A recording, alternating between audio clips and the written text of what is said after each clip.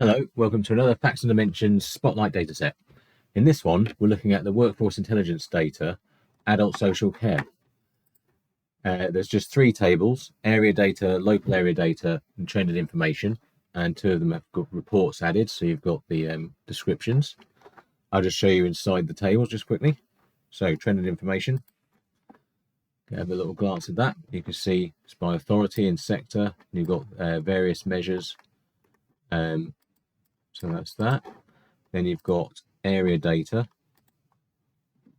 ICS regions, sectors, services, job roles, all these different measures, area codes, etc. And local area data. Area code, service, job role, you get the idea of the kind of data that's in there.